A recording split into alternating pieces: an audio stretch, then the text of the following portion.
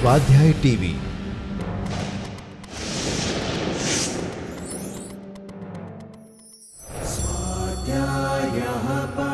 Doctor Baba Saheb Ambedkar open university.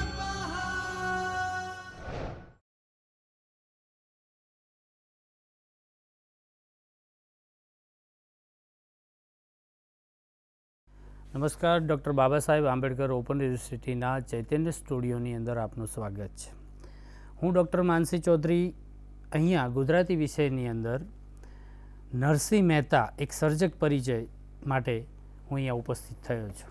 Gujarati સાહિત્ય સાથે અભ્યાસ કરતા તથા જીપીએસસી અને યુપીએસસીની અંદર પણ આ અભ્યાસક્રમ આવે છે, માટે આપણે નરસિંહ મહેતાના જીવન અને કવન વિશેની જે માહિતી મેળવવાની છે એ અહીંયા અનિવાર્ય બને છે. ગુજરાતી સાહિત્યના આદિકવિ તરીકે આપણે નરસિંહ મહેતાને સ્વીકારીએ છીએ. આમ જોવા જઈએ તો મધ્યકાલીન ગુજરાતી સાહિત્યની શરૂઆત એ નરસિંહ પૂર્વે 200થી 250 વર્ષ પહેલાં થઈ ચૂકી હતી. ભરતેશ્વર બાહુબલી રાસ એ કદાચ ગુજરાતી સાહિત્યની કે ભાષાની પ્રથમ કૃતિ કહી શકાય. એ રીતે આ રાસના કરતા શાલિભદ્ર સૂરીને પ્રથમ મૂકવા પડે. તેમ છતાં નરસિંહ મહેતાને આપણે ગુજરાતી સાહિત્યના આદિકવિ તરીકે સ્વીકારીએ છીએ. તેમાં ઐતિહાસિક દ્રષ્ટિ નહીં પરંતુ સાહિત્યિક દ્રષ્ટિ રહેલી છે. કેમ કે ઈયતા અને ગુણવત્તાની દ્રષ્ટિએ અર્થાત સંખ્યા અને ઉત્તમતાની દ્રષ્ટિએ નરસિંહનું સાહિત્ય સર્જન જે છે એ તેમના પુરોગામીઓને ટપી જાય તેવું છે. તેમાં તેમના આત્મચરિત્રાત્મક પદો છે, કૃષ્ણલીલાના પદો છે, જ્ઞાન વૈરાગ્યના પદો છે, તત્વજ્ઞાનના પદો છે, આખ્યાનાત્મક કવિતા વગેરે જે પણ છે સંખ્યાની દ્રષ્ટિએ તો ખરા જ, પરંતુ ગુણવત્તાની દ્રષ્ટિએ ઉત્તમ પ્રકારનું સર્જન છે. તેમના આ બધા સર્જનમાં તેમની કવિતા પ્રતિભાના જે ચમકારા છે એ દેખાયા વિના રહેતા નથી. છેલ્લા 5 સૈકા જેટલા સમય પછી પણ આજે આપણે નરસિંહની કવિતાની કેટલીય પંક્તિઓ આપણને પ્રેરણા પૂરી પાડે છે. એ જ એમના કવિપણાની સાચી પ્રતીતિ છે. લોકજીવે જીવંત હૃદયમાં આહલાદક રીતે ઉત્કર્ષ પ્રગટાવતી એમની કવિતા એક ઊંચી કોટીની સર્જકતાનો આપણને અનુભવ કરાવે છે. એથી ગુજરાતી ભાષા અને સાહિત્યનું ગૌરવ વધવા પામ્યું છે. શ્રી કેકા શાસ્ત્રી કહે છે કે હજારોની સંખ્યામાં ઉર્મિના ઉછાળા લેતા પદોની રચના કરીને ગુજરાતી સાહિત્યમાં નરસિંહે એક સ્વતંત્ર ભાષાની ક્ષમતા અપાવવાનું કામ કર્યું છે, માટે તે આદિ હતો અને આદિ છે.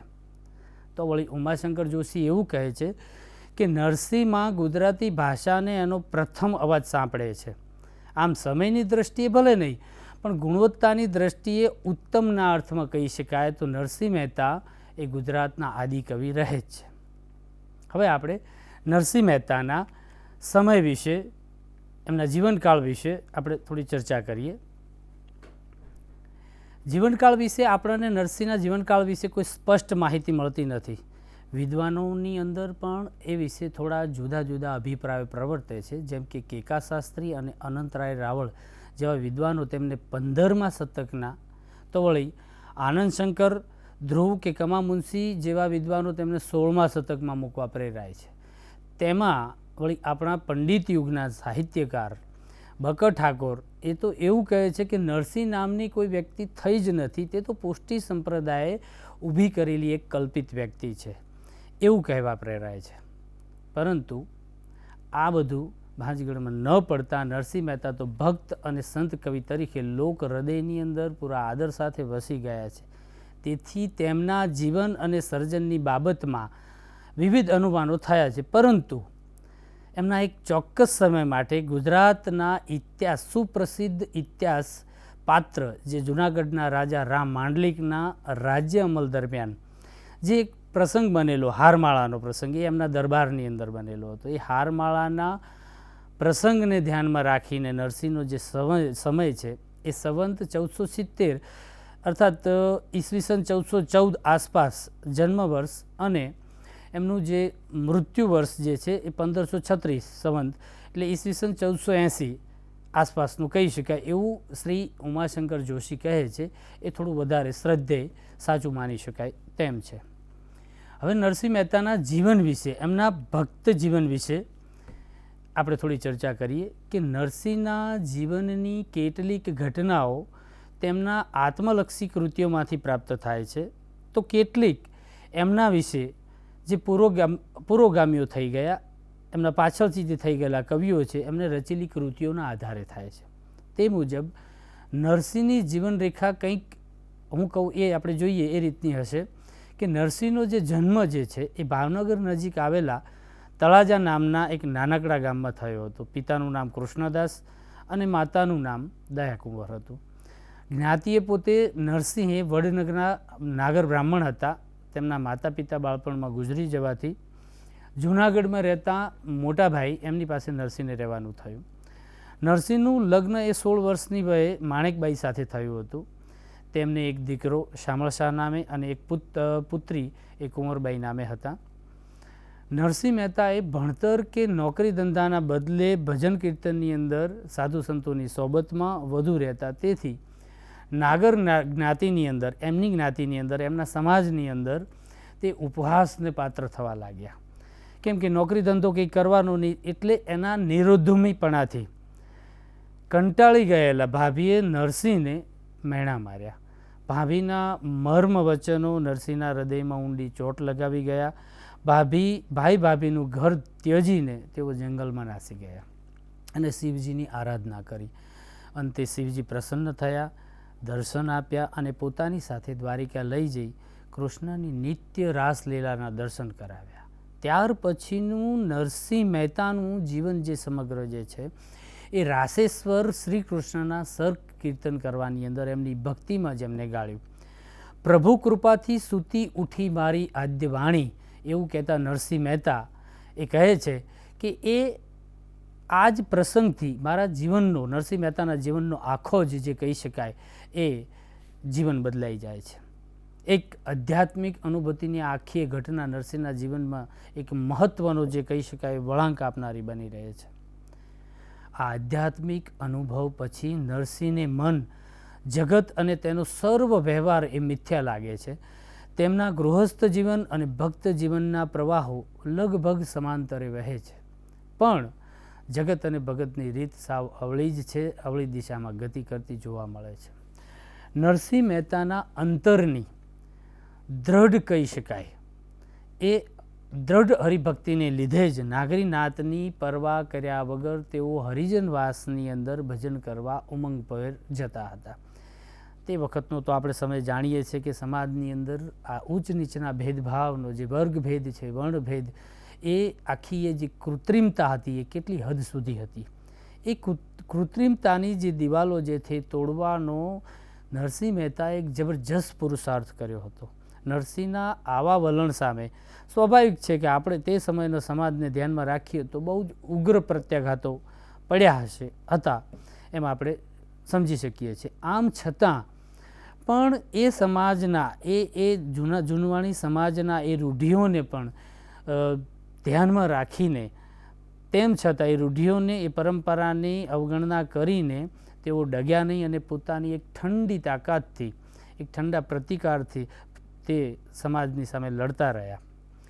નરસિંહ મહેતા માટે કવિ કલાપીએ કહ્યું છે કે નરસિંહ અને મીરા જેવા સંતો માટે બહુ સરસ અંજલિ આપતા કહ્યું છે કે હતો નરસિંહ, હતી મીરા, ખરા ઇલ્મી, ખરા સુરા. અહીંયા તમને થશે કે ઇલ્મી એટલે શું? ઇલ્મી એટલે કે કોઈ બી બાબતની અંદર કંઈક કુશળતા, પ્રાવીણ્ય જે કહી શકાય એ. નરસિંહ અને મીરા પાસે જે ઇલમ હતો તે ભક્તિનો હતો અને મરજિયાની જુસ્સાથી એમ જીવનમાં ભક્તિને ટકાવી રાખીને ખરા સુરા બની રહી હરિના માર્ગ પર તેઓ ચાલ્યા હતા. સમકાલીન સમાજ જે હતો એની પજવણી એ વખતે હતી જ, પણ એ પજવણી સામે નરસિંહનો પ્રત્યાઘાત એ આમ જોવા જઈએ તો મીરાબાઈના મુકાબલે સૌમ્ય છે. બાકી નરસિંહને કારાવાસ અને મીરાબાઈને દેશ કે જન્મભૂમિ છોડવાનો ત્યાગ કરવાની જે સમાજે ફરજ પાડી હતી એ આપણે જોઈ શકીએ, સમજી શકીએ છીએ, આપણે જાણ્યું છે. આમ છતાં આપત્તિ વેળાએ તો ઈશ્વર સહાય કરશે જ એવી જે આત્મશ્રદ્ધા એમના જીવનનું જે એક પ્રેરક બળ, ધારક બળ બની રહ્યું હતું. નરસિંહને સંસારમાં જે કાર્યો કરવાના હતા તે બધા ભગવાનની સહાયથી ઉકલી ગયા હતા.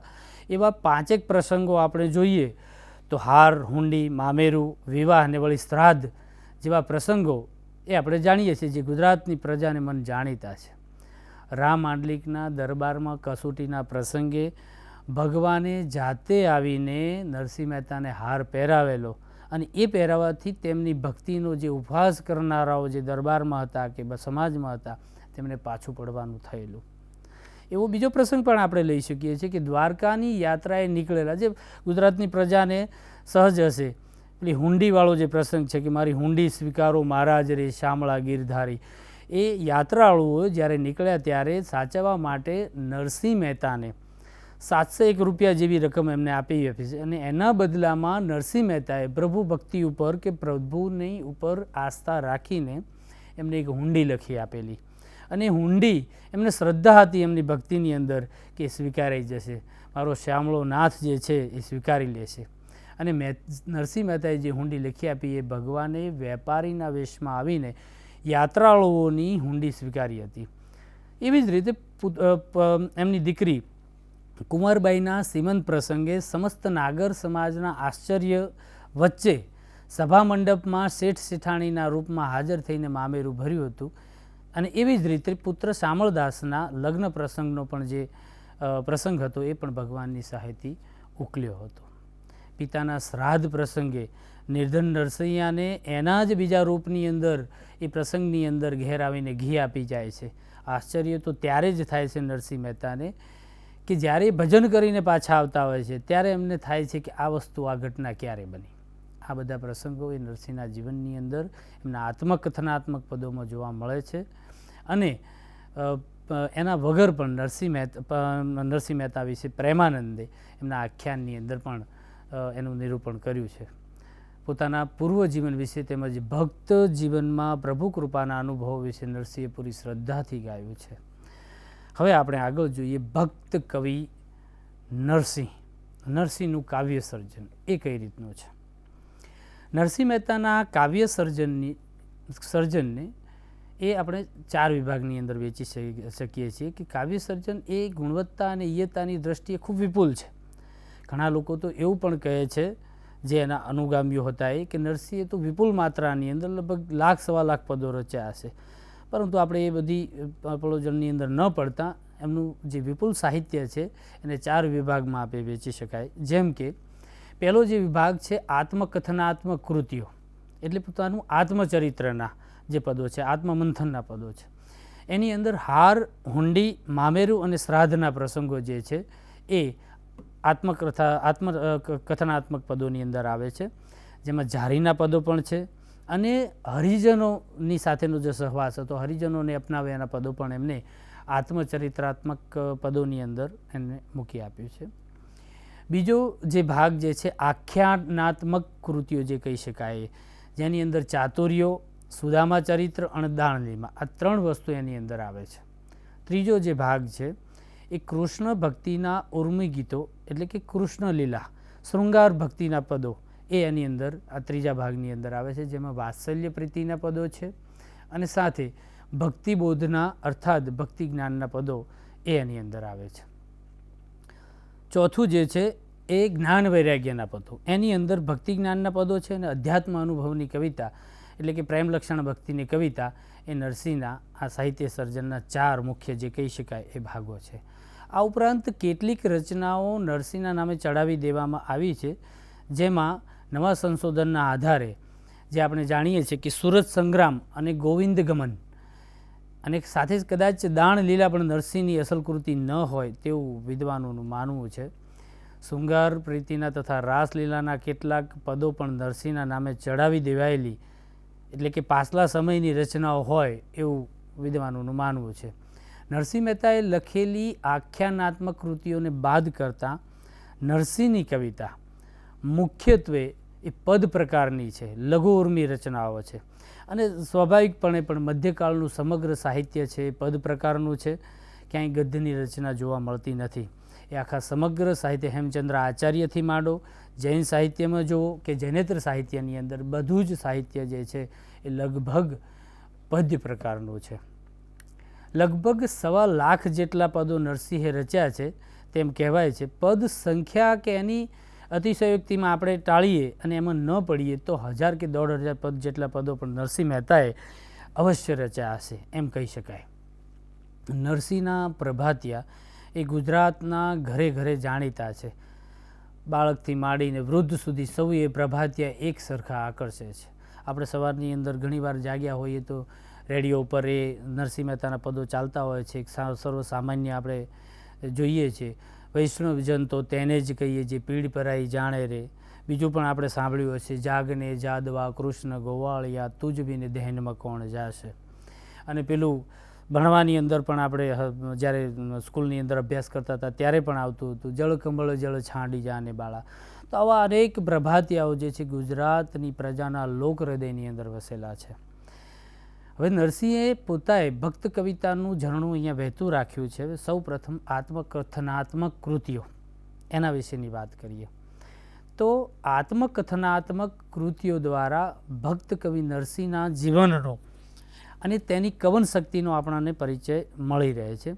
એમાં જન્મ, બાળપણ, ઉછેર, ભાઈ ભાભીનું વલણ, જ્ઞાતિજનોનો ઉપહાસ, હરિજનવાસમાં જઈને ભજન કરવાની નરસિંહની પ્રબળ મક્કમતા વગેરે બાબતોને નરસિંહે ઘણા પદોની અંદર નિરૂપી છે.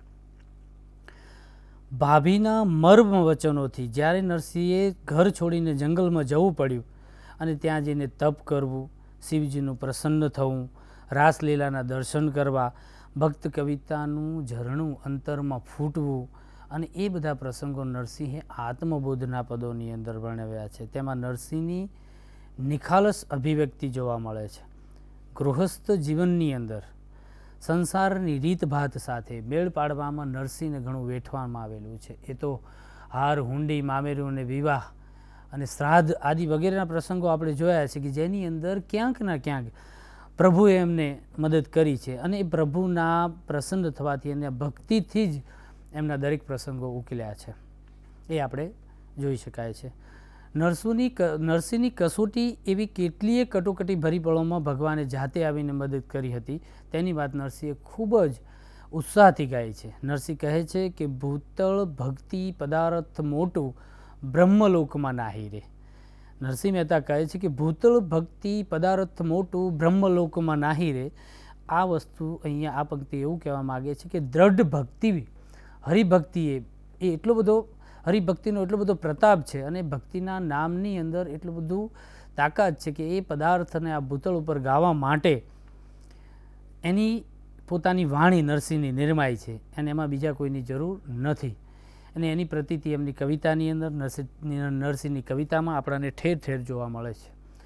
લોકો જેને ચમત્કાર ગણે છે કે નરસિંહ મહેતાના જીવનમાં આવા ચમત્કાર થયા છે, એ ચમત્કાર ગણે છે તેવી ઘડીને નરસિંહ માટે તો ઈશ્વર આસ્થાની દ્રઢ પ્રતિપત્તિવાળી જે ક્ષણ છે એ પોતે માને છે. આકુળ વ્યાકુળ બની ગયેલી નકે એ વખતનો જે પ્રસંગ આપણે કુંવરબાઈની વાતની કરીએ તો કે એ વખતે કુંવરબાઈના પેલાની અંદર મસાળાની અંદર મસાળું કરશે શ્રી હરિ એવી શ્રદ્ધાથી એવા આશ્વાસનથી નરસિંહ મહેતા નિશ્ચિત ભરી હૈયાધારણ આપે છે. એ કેવી રીતે આપી શકે? જારીના પદોમાં પણ તે જ પ્રકારના છે. આ બધી રચનાઓમાં નરસિંહનું આત્મકથન આવે છે.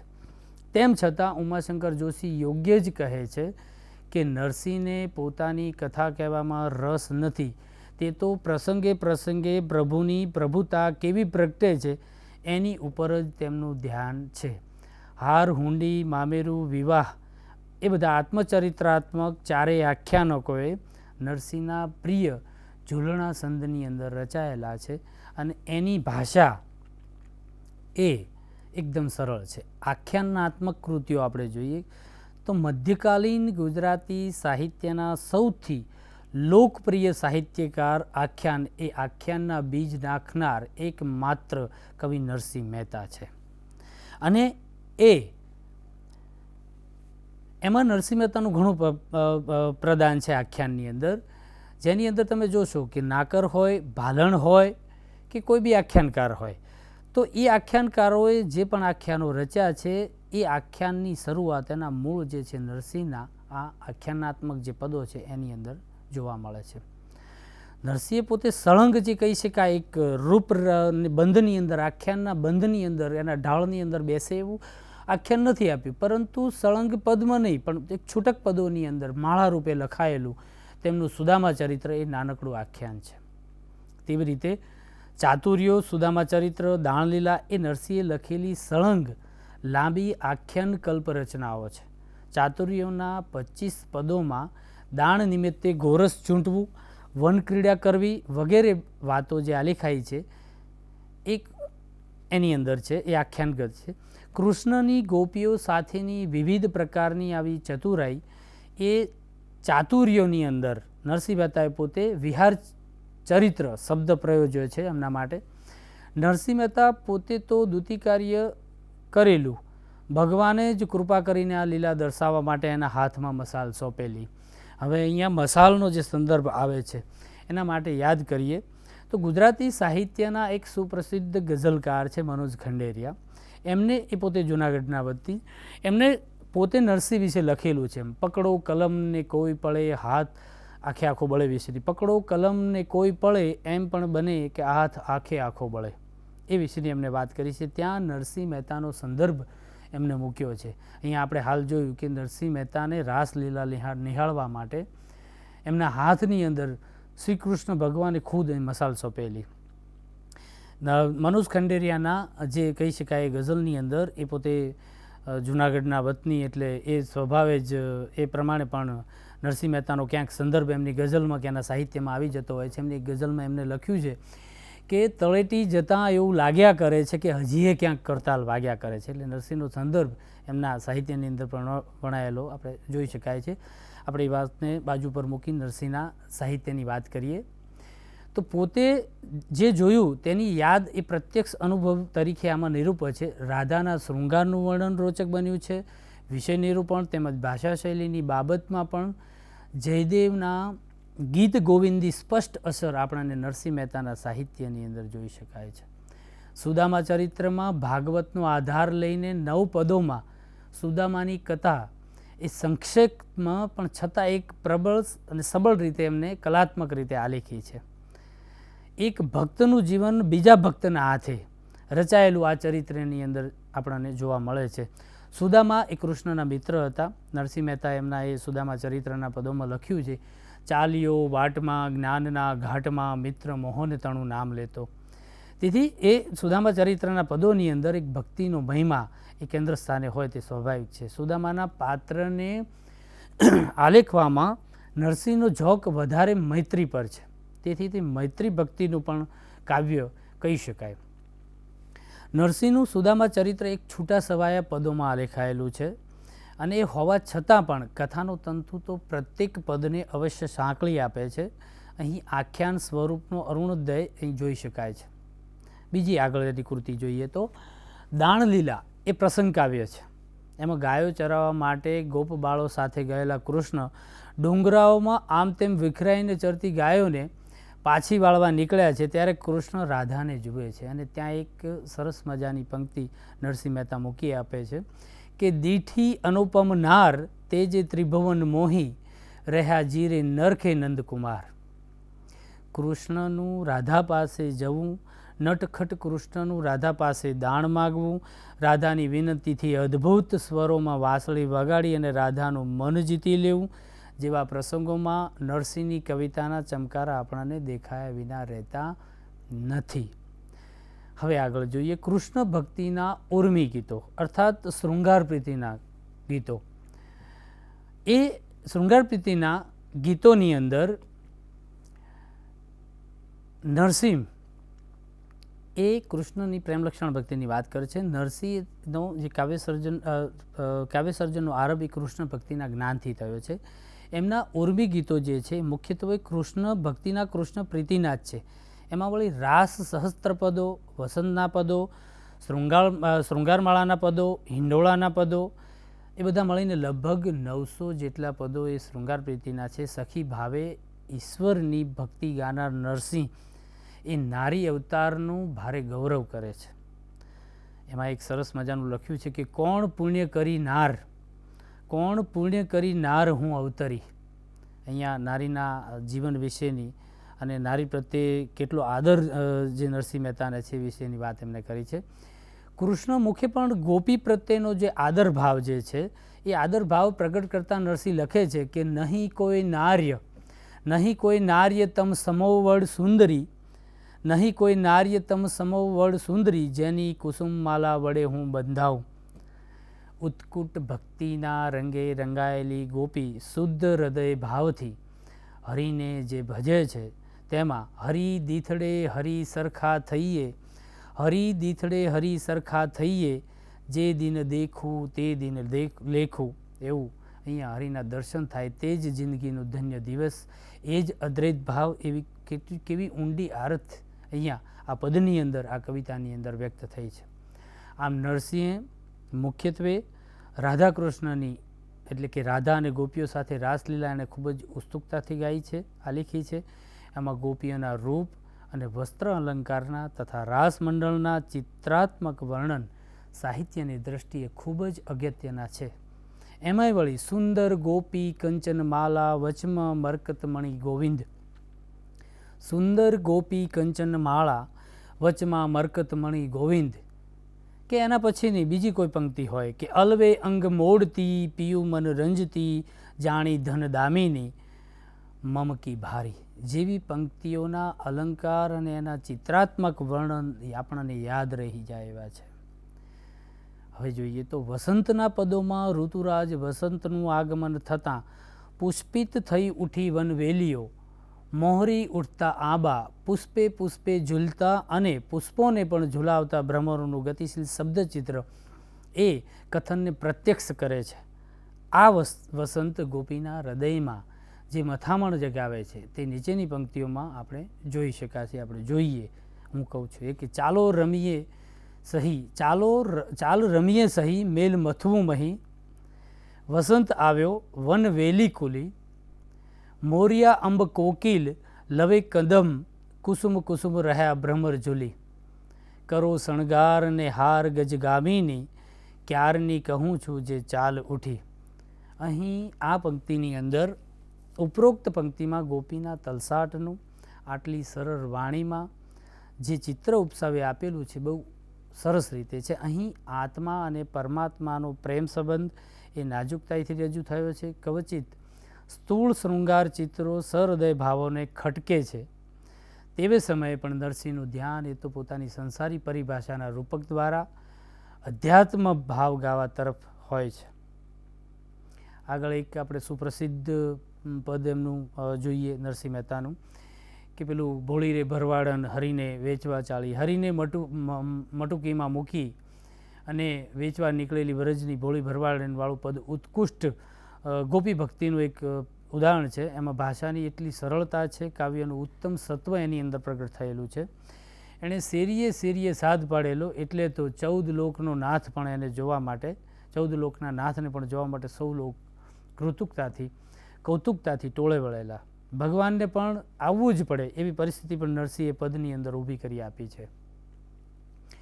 ગોવાલણીના ભાગ્યે પ્રગટ્યા અંતર જામી, એવું નરસિંહ લખે છે કે ગોવાલણીના ભાગ્યે પ્રગટ્યા અંતર જામી, એની એ પંક્તિ જ કહી આપે છે કે ઉત્કુટ ગોપી ભક્તિનું આ કાવ્ય બન્યું છે. આવી જ રીતે અન્ય પદોમાં જેમ કે સખી આજની ઘડી રળિયામણી રે, હળવે હળવે હરિજી મારે મંદિર આવ્યા રે, ધન્ય ધન્ય ગોકુળિયું ગામ વગેરે પદો એટલા જ ભાવવાહી બન્યા છે. નરસિંહના વાત્સલ્ય ભાવના પદો વિશેષ બાળકૃષ્ણની લીલા રજૂ કરે છે. કૃષ્ણ જન્મના, તેની વધામણીના અને બાળલીલાના પદોમાં વાત્સલ્ય ભાવ પ્રગટ થાય છે.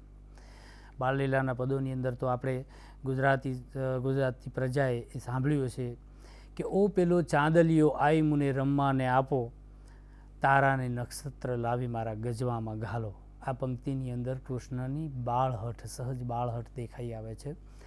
જશોદા એનાથી આગળ વધીને વ્રજની નાર, આ કૃષ્ણના જે બાળપણના કાનુડાના જે તોફાનો હતા, તોફાનોથી કંટાળીને એ એની મા પાસે, જશોદા પાસે ફરિયાદ કરવા આવતી ને ત્યારે જશોદા મા સહજ માતૃત્વથી એ એમનો ઉપર લેતી, એમનું ઉપરાણું લેતી અને એ કહે છે કે જશોદા, જે નારીઓ કે ગોપીઓ કહે છે કે જશોદા તારા કાનુડાને સાદ કરીને વાર રે, આવડી ધૂમ મચાવે વ્રજમાં કોઈ નહીં પૂછણ હાર રે.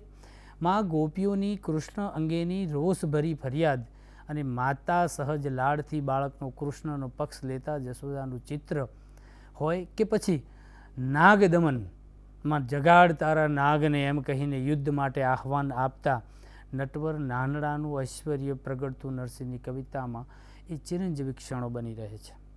પ્રભાતના પહોરમાં પ્રભાતી રાગમાં ગવાતું આ ગીત એમાં નાગણો અને કૃષ્ણ વચ્ચેના સંવાદોથી ગુજરાતમાં ઘેર ઘેર લોકાદર પામ્યું છે.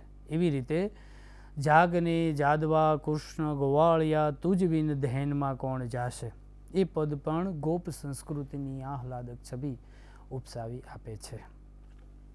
અસ્તુ મિત્રો, હવે પછી નેક્સ્ટ ટાઈમની અંદર બીજા વ્યાખ્યાનની અંદર આપણે મળીશું. આભાર.